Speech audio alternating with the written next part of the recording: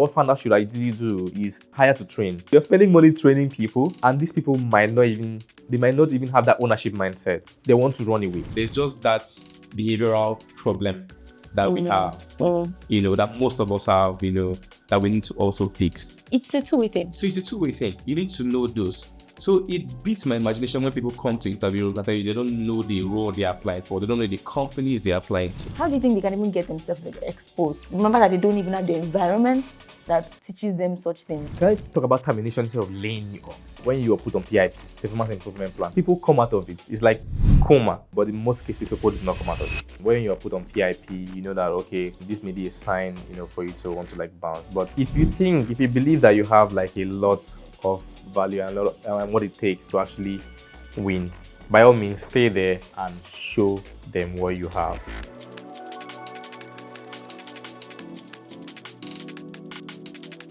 You've mentioned, in all of the things that you've mentioned, how a lot of Nigerian talents don't even prepare themselves enough. Coming into interviews unprepared. And then you have a lot of, Nigerian businesses that now have unrealistic expectations. Not because it's out of the ordinary, but then because we have a country reality. We really suffered so much brain drain in the past, 2-3 years. So much. And when we were talking about it, it was sounding like, a buzzword. And now we're suffering it because, and then things are more expensive. Maybe a role you pay 300K for in the past, now you pay like 600 or 7. Real. Yeah.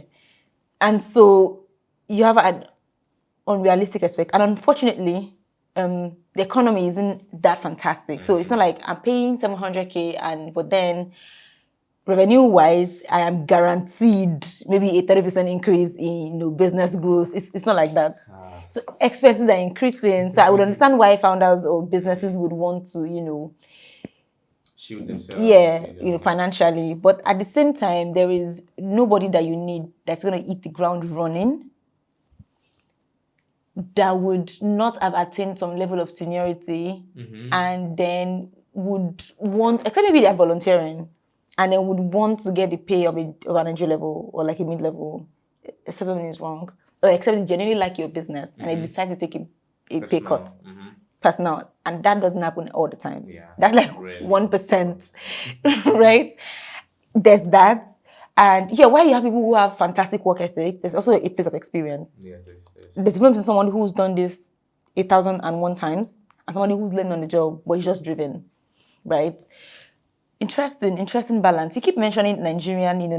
Is it because is it because we're Nigeria, or is it because it's actually peculiar to Nigerian thing?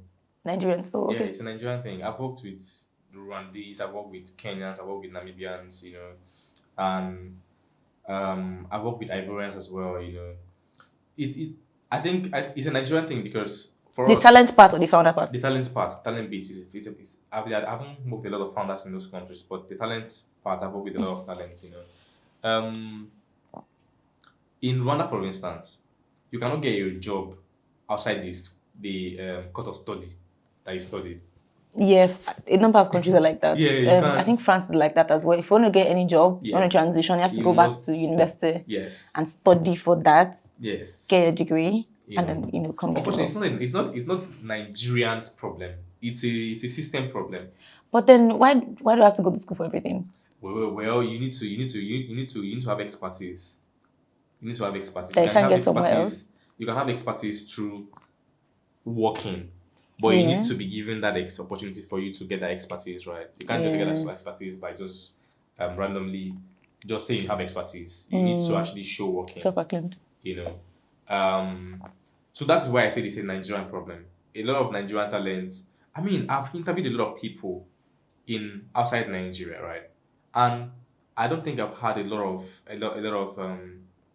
the challenges. I don't think I've faced as much challenges as I have with Nigerian talents. I'm not saying Nigerian talents are bad, by the way. I'm saying that there's a lot of work we still need to do. Nigerians are very smart, by the way. Nigerian talents are super. But there's just that behavioral problem that we have, that most of us have, that we need to also fix, right? Because if you're coming for an interview, that you know what you need to do. You should be able to do a research simple research about the company, about the role you're applying for, or you apply for, or you're interviewing to, or you're interviewing, or you need to obviously do that little research. If you're applying for a company, you need to know if this company is culture fit for you.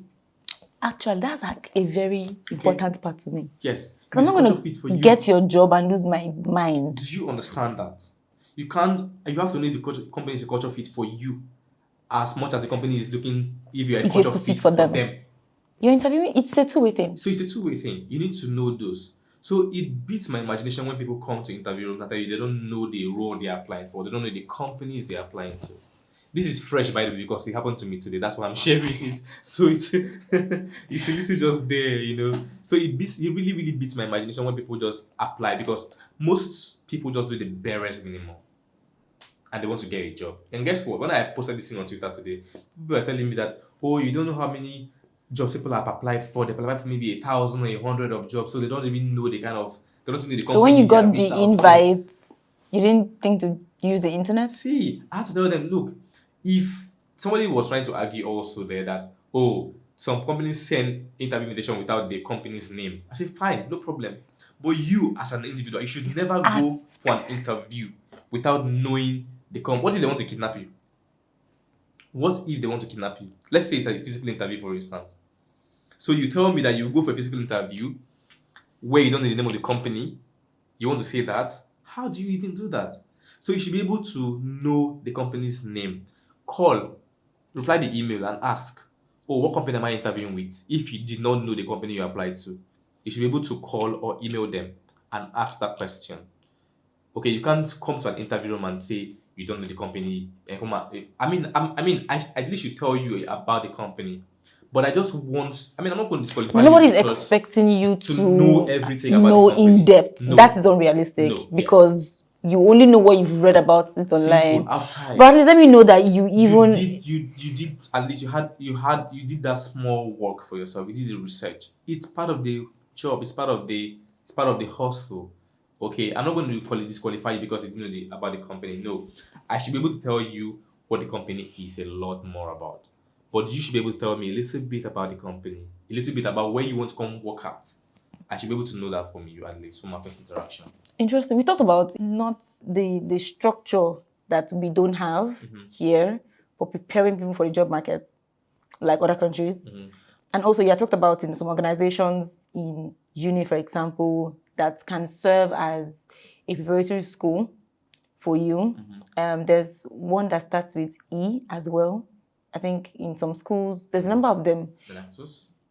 Yeah, I think in Enactus. Enactus, Yes, there's a bunch of them like that. Now, for people who maybe were not exposed enough to get into stuff like that, or didn't even know that they existed, or maybe because they're not in every university, or they're so just unfortunate and then they didn't have such things in their own university. How would you advise, or how do you recommend that they can start to equip themselves to understand, what corporate is like, what the job market is like, work etiquette, work boundaries, confidence? Because some people come into interview rooms, telling me hiring for maybe not very formal roles or maybe not so senior roles, and then you see that this person sounds very brilliant, but then the confidence is off, a number of things are off, and then it takes a company that looks beyond eloquence. If your job doesn't require you to be eloquent, because we're not going to hire a lawyer that can't speak, or hire a salesperson that doesn't know how to present. If your job has nothing to do with eloquence, and then the company is tactful enough to look beyond things that are not necessary, good for you. But it's not always going to happen, especially because of the competitiveness of the market. You're not the only person looking for a job. Absolutely. And I'm going to pick the best person on the plate. 100%. Yeah, so there's that. But then to help these kind of people prepare, what platforms, what resources, how do you think they can even get themselves exposed? Remember that they don't even have the environment that teaches them such things. Yeah. Okay, so I think that yes, these organizations are not in every campus, right? But I think that the world is a lot more, it's a more global village than it used to be back in my time when I was in the uni. I mean, I was in uni 6, 7 years ago, so it wasn't so long ago, please. Um, the world is a global village right now. There are communities, that what we call communities right now. Yeah. Okay, there are communities, right? There are clubs also, there are communities for almost Everything. everything. You know, you can literally you can literally learn from communities, right? For instance, the Gen Z HR community, we you learn everything, career, job application, CV writing, job etiquette or whatever. You learn those things there, right? We didn't wake up one morning to bring or to think about all of this. It was throughout my experiences I saw that okay, some people were lagging or were lacking a few, skills. And for my experiences in interview rooms as well, I was like, you know what, let's build something, for young people, to come learn a thing or two, right? So you can learn these things through communities. You can learn these things through volunteering. In those Yes. communities, you will also see like volunteering opportunities there as well. In those same communities, you see also internship communities as well there. Okay, you see them there. In those communities also, you will be able to network with people like your peers. Now, your peers are not are not they are not just random folks. They have connects. That's why I keep telling people that you don't need to network with Tony Limelu. I mean, if you're not at this Actually, level, right? If you don't want to go for an event and then the next thing you want to do is to network with Tony, what do you want to tell Tony? What exactly do you want to tell what does he Tony? want from you? What does Tony want from me? What value can I give to Tony? Right? I should be able to network with like my peers. Okay, because I can give my peers value. My peers can give me value as well. My peers can connect me to somebody, somewhere, that You can can even also care about a program that, simple, right? That can help out the product, can absolutely help your life. So you want to network with your peers and you want to attend events as well. Okay, attend community events, attend events. Don't just, I mean, if you're a student, don't just be the student that goes to school and comes back home, or goes to school, goes to the club or parties, and come back home, or go to school, go to church or mosque and come back home. Don't be that student. Be the student that does extra. You need to start early, and if you start early, you'll be able to achieve a lot of things while still being a student. If I started early, I think I would have been a lot bigger than where I currently am. Right? But I well, started like my year three, and I think that life has been fair, I mean, to me, right? So I think that for you, young people, you want to, again, communities cannot be overemphasized. You want to join communities, you want to volunteer, you know, again, lot of young people want to prioritize money. A lot of people prioritize money. I mean, it's not a bad thing to prioritize money, honestly, because look at the economy. What will I eat? but Yeah, there's a time and stage for everything. there is, but I need to buy internet. I need to buy data too. So I understand also why people might want to prioritize money, but again, money shouldn't just be the sole reason why you're doing or trying to gain a skill or to get an experience. You should be able to want to get an experience because you want to grow. People are going to pay you for the skills that you have, for the value you can offer. Than also you just going to look for value when you cannot actually give value. I will pay you a lot more. I had somebody who worked with me, who volunteered with me for 6 months while we're building the Gen Z HR, and then when we started making money, the person became my first employee. And I began to pay, and I began to bankroll the person. The person didn't have to apply for the role. That's how it works out, around here. So again, join communities, volunteer, intern, you know, and what again? Go to events, network at Network with events, your and peers. also network with your peers. That's really. So now we've talked about layoffs in one dimension. How about layoffs that are due to performance? Yeah, I'm not saying that 10,000 people would not perform all at once. Except Yeah. there's something wrong with the way your company is structured. Yeah. Talking about the we need to lay you off, right? No matter how there is that, but also I know there's a way to unethically lay people off even though they're not performing. So can we talk about both? So laying, can I talk about termination instead of laying you off? Okay, termination. Yeah, Yes. I think that's it. Yeah. This will capture it in a lot better light. So I think that again, for smaller companies, they might not want to go through this process, right? Because if you want to lay anyone off based off performance issues, you obviously go through PIP and the Yeah, likes, because again, labor law In doesn't case allow people you. who don't know, PIP is performance improvement plan. Yes, where if you're underperforming, we get to put you on that performance improvement plan for a period of maybe 2-3 months. To just assess you and help you to grow. Right. If you're in that 3 months, you may be able to grow. And then you can come back. And then if you're unable to grow within that 3 months, you might be let off. Right. That's what performance improvement plan is. So we are helping you during that period. We are providing you resources. We are giving you deadlines. We are giving you tasks and deadlines. And things you need to do within that metrics period. and all of that. And yes, and also assessing you after the 3 to 1 month period. Just to know if really you are optimal or you're good to go. Right. So that's it. Ideally, you should go through performance improvement plan. To get time. I mean, before anybody, and if maybe the person doesn't do greatly under the performance improvement plan, that's when you like go ahead and let's terminate, right? Like people sign really terrible contracts, they sign contracts like, if I'm not doing, I can terminate you without cause. I've seen contracts, a lot of contracts, so of course if you're underperforming, they can easily just yank you off, because and tell you, underperformance, but it's not been. Again, because if these things easily go to, if you terminate me and I feel like I'm terminated wrongly and I go to industrial court, I most likely will win a case as an employee Nigeria. in A Nigeria. lot of people don't know about this. Yes, a lot of people don't know about it. I most likely will win a case.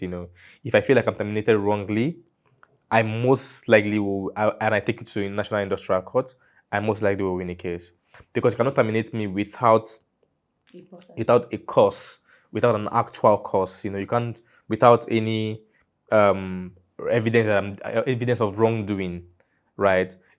Again, it could be terminated. That's why companies have policies. They have disciplinary actions. So if you do anything, there's policy there for you that if you have to be out, there's a process there for you to be out. If it's performance again, and performance was on your contract, also performance is there as well. There are different routes for you to like be kicked out of the company, right? But you must document this as a founder, or as a HR professional. You must have this documented so that when the time comes, you can have evidence, or you can have like a trail of evidence to show, so you don't get in trouble. Because again, employees will always win, or they most always win. You can check out history of cases that have been taken to National Industrial Court. Even know that they can even access this, unearth this, Mhm. this leverages. A lot of people are not aware of this. People are not aware. Again, Exactly. that's it's a huge problem. It's a huge problem because companies, policies are supposed to be, they're supposed to have like maybe town halls, that was created for workforce, right? But a lot of people in the workforce don't know about the National Industrial Court. They don't know about, not because they don't want to know, but because these places are just build themselves as institutions. You can come to us. I think that there should be an orientation. Yeah. Okay, this is what we do as National Industrial Court. You guys be aware. This is what we do here. I don't even know if they have pages. I don't know if they have. You see, we don't. A lot of people don't. They are supposed to be very involved, But again, we're in Nigeria. So, for companies that don't have a proper process for termination, and for companies that do, sometimes you have an employee currently handling something very critical that you don't want them to maybe mess up out of out of retaliation. Because no matter how someone knows that, I'm not performing, sometimes it still gets emotional. Hurts, sometimes it still hurts, and some people are not able to contain their emotions, and then hell be damned, right? How do you know as an employee when your job might be at risk? What signs can you look out for? I'm not saying it is a confirmation. Yeah. Some people might be going through one or two of those signs. Yes. But yeah, I'm sure that there will be signs that let you know. It could be in form of like feedback. It could be anything. What signs have you seen typically from your own experience? When your line managers always complain about your work. Okay. Yeah. When your line managers always complain about your work, there's that's a huge tip off, right? You want to be sure that you find a way to fix up. Now these people are complaining about your work, maybe not because your work is bad. It may just be office politics. There's actually that one. I don't even want to get into that. It may also be office politics, It may also be people don't liking you. I mean, the corporate world is a bloody place. When It's it's just like that, where you know that you know what you're doing, you have to be able to ask them to detail why they're talking about your job. That's why HR is there. Okay, good. You see, let me give you an example. So there used to be So this you think these lady. companies that don't that politics happen don't have HR departments? No, of course. Oh, please. HR ev- politics happen everywhere. Exactly. Okay.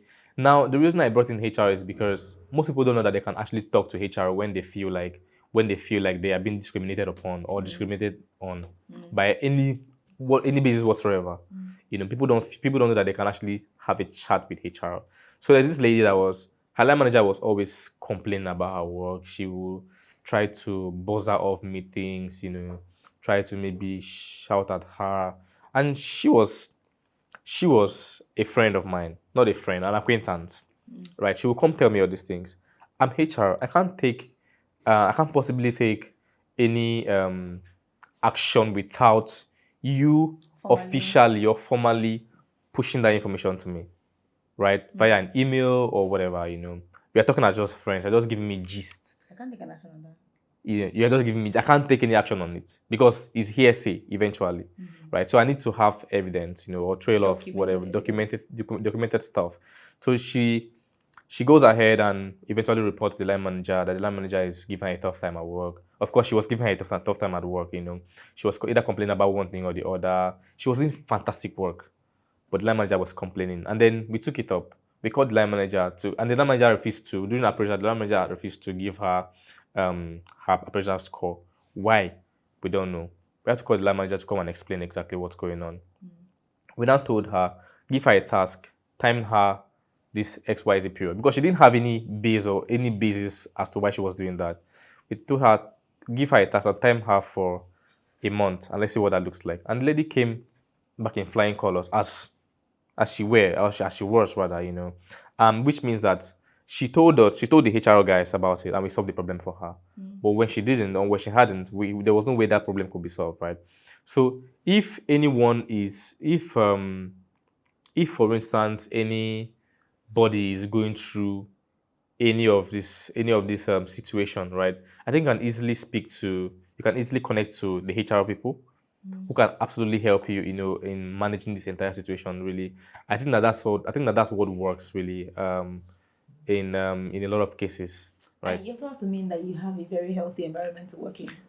Well, yes, yeah, it has to mean that as well. I mean, I don't see any reason why HR should be toxic or anything. I mean, I'm one of the I'm one of the most chilled person you can ever work with as HR, because I don't have problems. Yeah, So you've mentioned, when you get complaints about your work, but we've also distinguished that could be a two-way thing. it could be a It's two. two-sided thing, and then we've established, Yes, which is legitimate and which is not. yes. What other signs could people, see and then let themselves know? I think I might be in trouble. When you are put on PIP, performance improvement plan, people come out of it. It's like coma, but people come out of it. You know, people come out of it greatly. But in most cases, people do not come out of it. So when you are put on PIP, you know that okay, this may be a sign, for you to want to like bounce. But if you believe that you have like a lot of value and a lot and what it takes to actually win, by all means, stay there and show them what you have, and ensure that you win from there. There's that. There's also when you have a warning, when you have been given a warning, maybe a verbal warning, you want to be extremely careful. Verbal or written warning, you want to be extremely careful, because again, all eyes are on you. People feel like, okay, people don't look at them, people are watching. People are always watching. Actually. People are always watching, people are always watching. So you need to be careful because in the corporate world, again, it's a crazy, bloody place, right? So no, people really don't care so much about you there. People care for you as much as what you can give to them. Is that like So yes, you need to know that okay, nobody really cares so much about you, except maybe a few people, maybe your guys or your babes or your people, but the other guys are just there because you are giving them something, So you want to be careful, don't to get a warning. If you get a warning, you want to be very careful not to get a strike. There's that. So if you get a strike, that might just be something, right? I think that's really what I could share on here. Thank you. We've shared a lot about, how mistakes businesses make when it comes to recruiting, even recruiting wrongly, mistakes companies make when it comes to both large and small. We've talked about mistakes that talents themselves make, yeah, and all of those things. Before we wrap this up, what are the things that you believe that are very much valuable that affects the recruiting world, both on the talents end and also on the business end, that we are here to touch?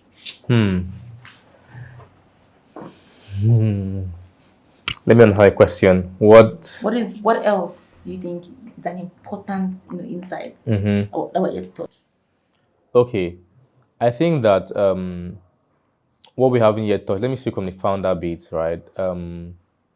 Is hiring to train, right? We talked about that already, right? But you can yeah, hiring to train here is, again, some founders do not have that much.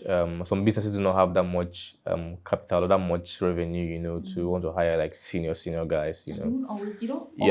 You don't always need senior guys from day one, right? So you need people who are going to that mindset. You need to hire for mindset. Most people need to hire for mindset and not just hiring for skills alone.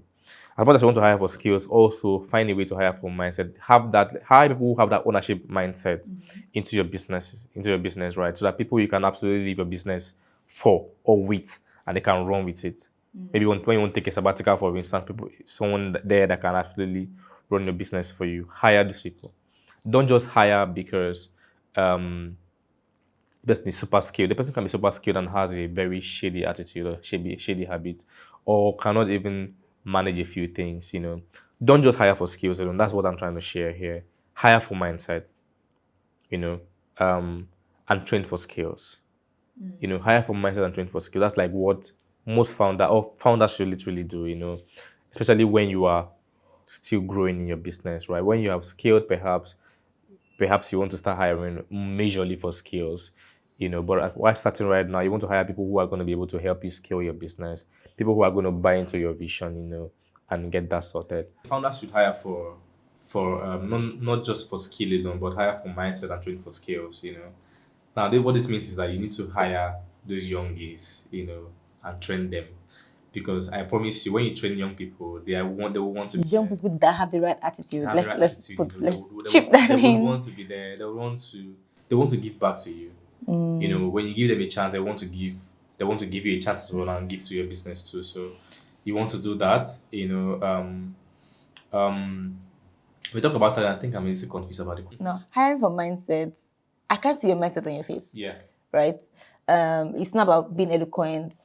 It's not about speaking the fantastic English or having charisma. You could be a charismatic speaker and you're a very lazy person.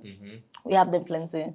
Now, so how do you tell? Because a lot of founders, especially those that have very small companies, are not HR professionals. Yeah. They most likely don't even have HRs on their team. And I know this is a perfect place for you to say, that is why you should have one. Yes, and that's why you should have one.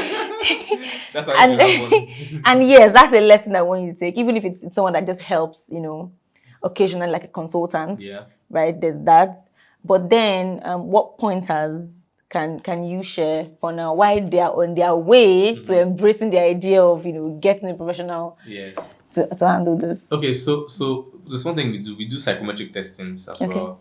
We do psychometric tests, What's psychometric test? Psychometric test, we are testing your psyche, we're testing everything about you, how you think, the way you do things, It's just like... Is it those tests that have like content and verbal reasoning inside? Yes, those tests. Now, we have those tests, and when we do those tests, you might say, oh, it's just people can go and lie there. What if I'm bad at testing? What do you mean you're bad at testing? You see a sort of triangles and you're like, what's this? Oh, not that. Those ones. So this one we are trying to test you, like who are you, about you, your innate abilities, your mindset, how you think, how you approach problem, how you approach different things. We are trying to know who you really are, through the different questions I will ask that you ask, right? And these tests are being paid for. I mean, we can also do this test with different platforms that are not paid for, right? And then from there we get outputs. You don't see the result. We see the result, And the founder gets insights and we get into. insight into who you are. From there, and then we invite you also again to come have that behavioral conversation with you. And then from there we are getting an idea what or how your mind works, what the kind of person you are, and the kind of things that you are, the kind of abilities that you have as well. That's literally how this whole thing works, okay, for some of us or for most recruiters really. When we're looking at maybe doing like behavioral interviews, or mindset interviews and stuff, this is like what we really, really just do. There are a lot of attitude tests, that's online. You can easily use any of those. You can use the DISC assessment test. You can use I can't remember most of them, but there's DISC, there's psychometric testing on all of them there.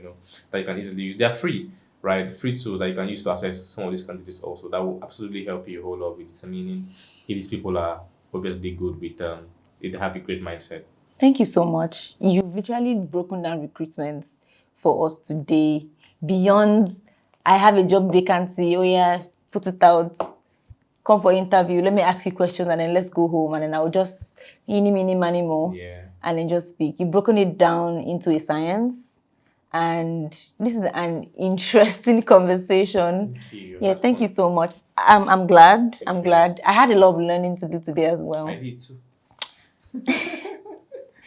Thank you so much for making this episode You're welcome. insightful for us. And with this, we've come to the end of today's episode. Again, if you're joining us for the first time, welcome to the Journey to CISO podcast. If you haven't subscribed by now, do that right away with the button at the bottom.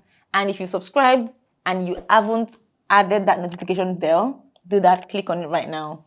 Comment, we want to read your thoughts, what your thoughts are on everything that we've discussed today. If you have contradictory opinions, we want to read them as well. If you want to connect with Felix right after this, episode, his LinkedIn profile is going to be in the description box, same as access to TheGenZHr community link as well. So you can start connecting like we've discussed. Like and don't enjoy this episode alone. Share with your friends, share with your colleagues, share with, your frenemies, everyone, and follow for our next episode. Bye, everyone.